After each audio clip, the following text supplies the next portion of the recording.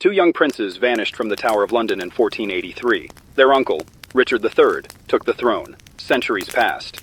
And then, a skeleton was found under a parking lot. What secrets does it hold? This is the chilling true story of murder, power, and bones that wouldn't stay buried. In 1483, England was a land of shifting loyalties, royal ambition, and ruthless power grabs. One man stood quietly in the shadows, waiting for his moment. Richard, Duke of Gloucester. He was the younger brother of King Edward IV.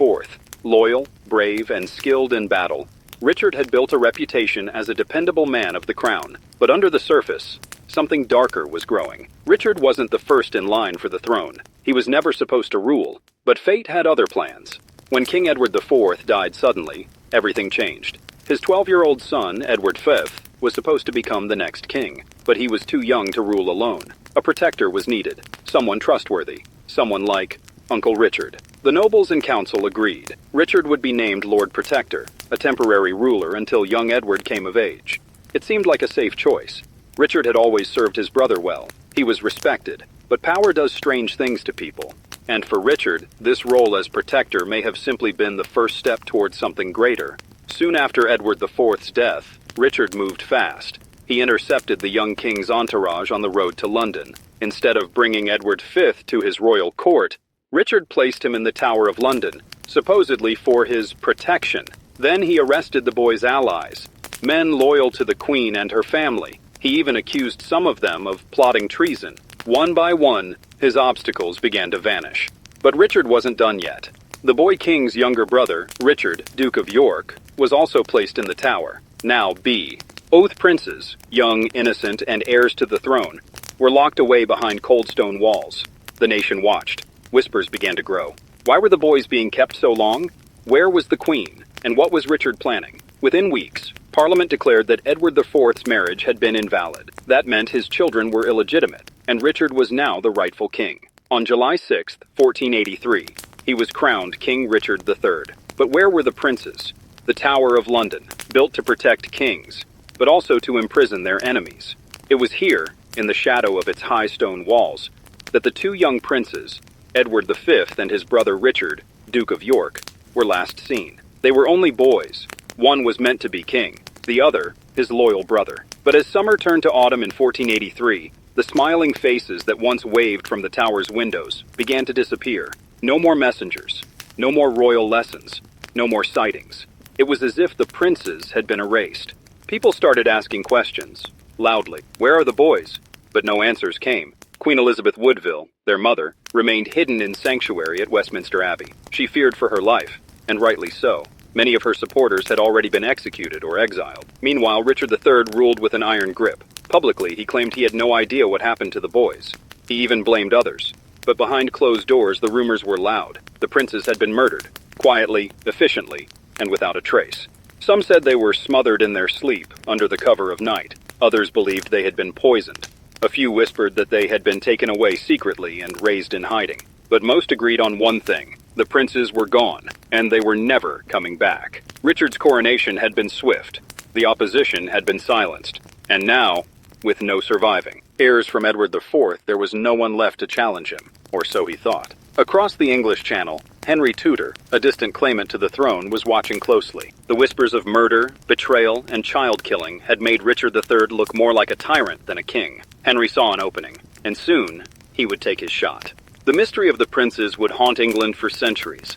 But in that dark year of 1483, only one thing was clear. The Tower had swallowed two royal boys whole, and no one was brave enough to speak the truth. By 1483, England was not at peace. It was a land on edge, divided, suspicious, and restless. King Richard III sat on the throne, but his crown weighed heavy. The mystery of the missing princes hung in the air like smoke, darkening his rule. The people talked in whispers. Some feared him, others hated him. Nobles who once swore loyalty began to change sides.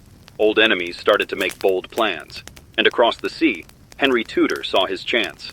Henry was no stranger to exile. He had grown up in hiding, always a step away from danger. But now, backed by powerful allies, including French support and a growing list of English nobles, he sailed for England. His goal was clear: take the crown and end Richard's reign. Richard prepared for war. He still had loyal men. He still had money. And he still believed he was king by right. But fate had other plans. On August 22nd, 1485, the two armies met near the town of Market Bosworth. It would become one of the most famous battles in English history, the Battle of Bosworth Field. Richard led his troops into battle with bravery. He charged straight into the fight, hoping to kill Henry himself and end the rebellion in one blow. But the tide turned against him. Key nobles betrayed him at the worst possible moment. His army fell into chaos. Surrounded and overwhelmed, Richard III died on the battlefield, fighting to the very end. His body was stripped, thrown over a horse, and buried quickly. No crown, no ceremony, no honor. And with that, the Wars of the Roses ended. Henry Tudor became King Henry VII, the first of the Tudor dynasty. He married Elizabeth of York, uniting the warring families, and tried to bring peace to a wounded kingdom. But the dark legend of Richard III would live on. Whispers of murder, a crown soaked in blood, and two young princes who never came home. Centuries would pass, but Richard's story was far from over. One day, his bones would rise from the ground, beneath a parking lot of all places, and the world would ask again, was he a monster, or just a man trapped by power? For more than 500 years, the story of Richard III faded into shadow. His name lived on in plays, history books, and school lessons, but his body was lost, vanished after the Battle of Bosworth, buried in secret by those who wanted to forget him. Some believed he was tossed into a river. Others said he was buried in the old Greyfriars Church in Leicester. But the church was destroyed during the reign of Henry VIII. Over time, roads were built, buildings rose, and eventually, a simple parking lot covered the forgotten ground. Until one day, the king decided to rise. It was 2012, and a group of historians and archaeologists from the University of Leicester launched a daring search. Their goal? Find Richard III's remains beneath that very parking lot. Few believed it would work. It sounded like a story, not science. But on the first day of digging, they discovered bones in a shallow grave. The body was twisted, the skull cracked, and the spine curved with scoliosis, just as history described. Tests followed: carbon dating, forensic analysis, and DNA comparison with living descendants. And then, the confirmation came. This was Richard III, the last English king to die in battle, the man accused of murdering his own nephews, the monarch lost for centuries, now found beneath a modern car park, steps from a shopping mall. The world was stunned. His bones told a story: massive wounds to the skull, deep cuts across the back, and signs of humiliation after death. He had been hacked down and stripped, his body treated not like a king, but a criminal. And yet, his reappearance sparked something new. People started to question his legacy. Was he truly evil, or just a man caught in a brutal time? Did he kill the princes, or was he a victim of propaganda? The debate reignited, louder than ever before. In 2015, Richard III was finally given a royal funeral. He was reburied in Leicester Cathedral with full honors. The parking lot was transformed into a place of memory, and there, beneath stained glass and carved stone, the last Plantagenet king rests once more, not as a villain or a ghost, but as a man whose story refused to stay buried. Two young boys, a locked tower, and a question that has haunted history for centuries.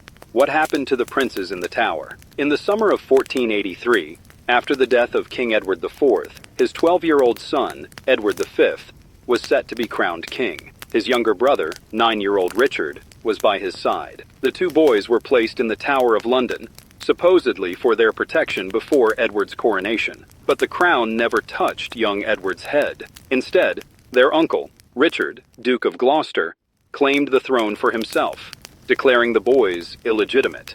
He became King Richard III, and the boys were never seen again. At first, they were seen playing in the gardens, but over time they vanished from public view. Rumors swirled. Some said they were smothered in their sleep. Others claimed a secret assassin was sent in the dead of night. No bodies, no trial, no confession, just silence. For centuries, the fate of the princes remained a chilling mystery. Then, in 1674, two small skeletons were found hidden in a wooden chest beneath a staircase in the tower. Many believed they were the lost princes, but no one could say for sure. The bones were buried in Westminster Abbey, with a P.E.T.S.U. laquais that reads simply, "Here lie the remains of two children." So, did Richard III murder his own nephews? Some believe yes.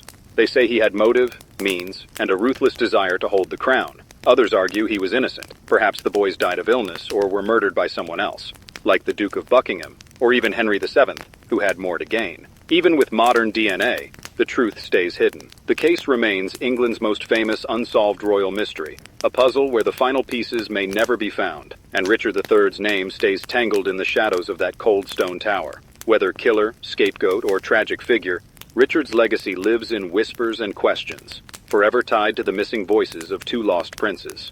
By 1485, Richard III's enemies were gathering. Many people no longer trusted him. The mysterious disappearance of the princes had cast a long, dark shadow. One man stepped forward to challenge Richard's crown, Henry Tudor, a distant relative of the Lancastrian royal line. Henry was living in exile, but now with support from France and discontented English nobles, he sailed to England. His goal?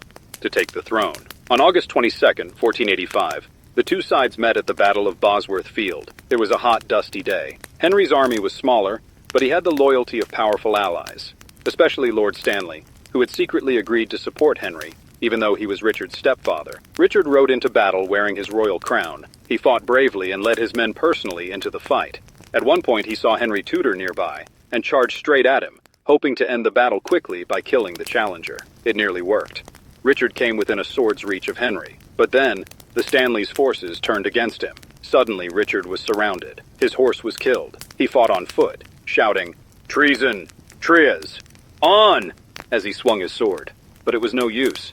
Richard III died in the thick of battle, the last English king to die on the battlefield. His crown was found in a thorn bush and placed on Henry Tudor's head. Henry became King Henry VII, and the Tudor dynasty began, a new chapter in English history.